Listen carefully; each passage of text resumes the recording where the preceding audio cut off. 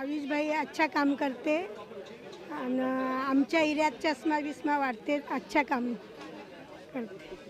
आप लोग उनके सपोर्ट में खड़े हैं? सपोर्ट में आए ना, सपोर्ट में। ऐसा है ना भैया, देखिए जो अवनीश सिंह है ये पब्लिक की सेवा के लिए हैं।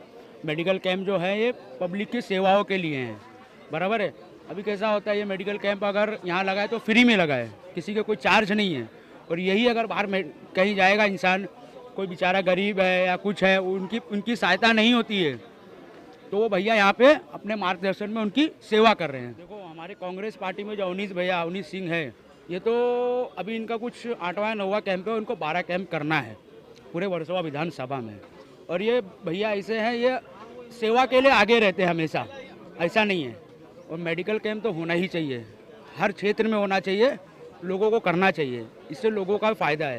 देखो ऐसा है ना, अगर भैया को कांग्रेस पार्टी टिकट देती है तो 100% हम उनको जिताने की कोशिश करेंगे और जिता के लाएंगे बड़ी बहुमत से, उसमें कोई दो राय नहीं है। अवनीश भैया का बड़ा योगदान है और अवनीश भैया जैसा नेता जो जगह जगह पे लोगों की सहायता करते चल रहे हैं, कोई भी बड़ा नेता आज के टाइम पे नहीं करता। और अवनीश भैया का ऐसा है कि जोगेश्वरी में जगह जगह पे आज उनकी लोकप्रियता जो है, उसके देखते हुए अवनीश भैया के मेडिकल कैंप पे बड़े अच्छे लोगों का सहायता और गरीबों के लिए जो अवनीश भैया कर रहे हैं, इसका जो अवनीश भैया का बड़ा क्रेडिट है। और अवनीश भैया जैसा नेता जोगेश्वरी में रहना ही चाहिए और अवनीश भैया जैसा नेता को टिकट मिलना चाहिए और उनको आमदार का टिकट देना चाहिए। एक तड़पदार युवा नेता भी हैं और सामाजिक स्तर भी उनका बड़ा अच्छा है और उनके परिवार को काफ़ी समय से मैं कांग्रेस में जान रहा हूं और बहुत ही अच्छे ऐसे स्वास्थ्य के केंद्र लगाते हैं, गरीबों की बड़ी मदद करते हैं।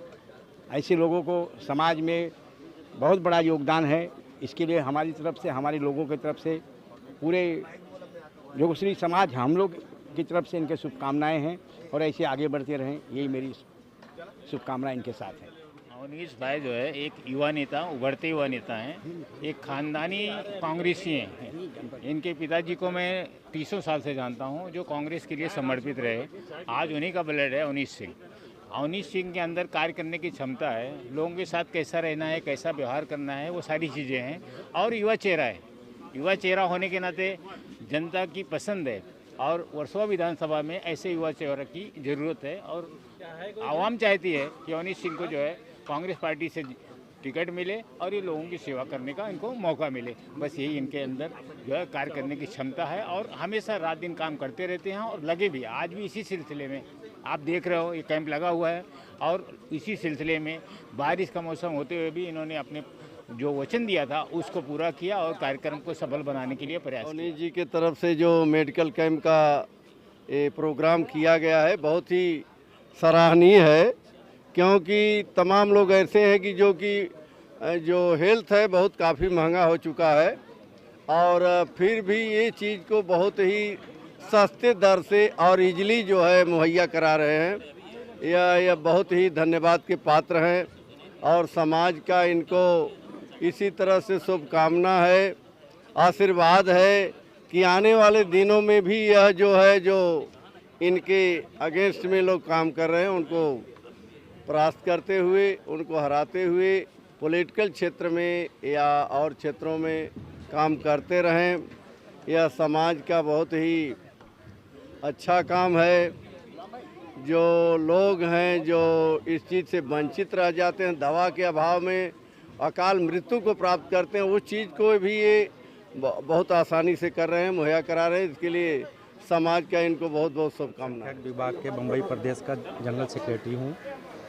अवनीश भैया एडवोकेट साहब जो है जो काम कर रहे हैं, ये 7वां मेडिकल कैंप है और बहुत अच्छा काम कर रहे हैं एजुकेशन पे और मेडिकल के उस पर। इन्होंने 7वां यहाँ का कैंप किया, 12 इनका लक्ष्य है और बहुत ही अच्छे इंसान हैं। और सबसे मैं विनती करता हूँ कि इनको सपोर्ट करें और ऊपर वाले से प्रार्थना करता हूँ कि इनको टिकट मिले ताकि हम अवनीश भैया और अच्छे से लोगों की सेवा कर सकें। हम लोगों ने हर वार्ड में 2 मेडिकल कैंप करने का एक टारगेट रखा था और जिसका ऐलान हमने 1-1.5 महीने पहले किया था। और हर संडे को हम लोग एक मेडिकल कैंप रखते थे अलग अलग एरिया में और ये आज 7वां मेडिकल कैंप है। जहाँ पे आप खड़े 6 वार्ड में सब जगह एक एक बार करा चुके हैं। अभी ये हर वार्ड में रिपीट हो रहा है, जैसे ये वार्ड नंबर 62 है, उसमें दूसरा मेडिकल कैंप है। ऐसे फिर हम हर वार्ड में एक एक और कराएंगे तो 12 मेडिकल कैंप हमारा कंप्लीट हो जाएगा, जो हमने ऐलान किया। फुल बॉडी चेकअप करा रहे हैं हम लोग, ECG करा रहे हैं, आँख का टेस्ट करा रहे हैं, BMI टेस्ट करा रहे हैं, और जो बेसिक जो दवाएँ होता है वो भी हम लोग प्रोवाइड कर रहे हैं फ्री ऑफ कॉस्ट, और चश्मा भी फ्री ऑफ कॉस्ट प्रोवाइड कर रहे हैं। देखिए, ये गणपति का फेस्टिवल चल रहा है, ये इंडिया में, भारत में फेस्टिवल का टाइम है, और महाराष्ट्र और मुंबई के लिए तो गणपति फेस्टिवल एक सबसे बड़ा फेस्टिवल होता है। तो वहाँ पे हम लोग विभिन्न पंडालों में जाने का मौका मिल रहा है, और करीब सैकड़ों पंडालों में हम लोग वर्सोवा विधानसभा के और बाहर के जो पंडाल है वहाँ पे भी गए, और अभी कल और परसों अपना समापन हो जाएगा। तो लोगों से मिल के एक ऊर्जा आती है, एक एनर्जी आती है, लोगों से एक जुड़ाव होता है, उनके दुख सुख को समझने का एक मौका मिलता है, और फेस्टिवल जो है देश को एक करने का काम करता है। राजनीति जो है हमेशा उसका मुख्य उद्देश्य समाज सेवा होना चाहिए, ऐसा मेरा मानना है।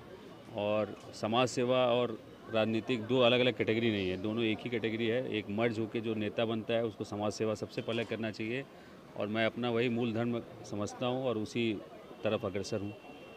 देखिए, बयानों को तोड़ मरोड़ के पेश करने का बीजेपी और उनका जो हथकंडा है वो हमेशा देश में ऐसे ही रहा है।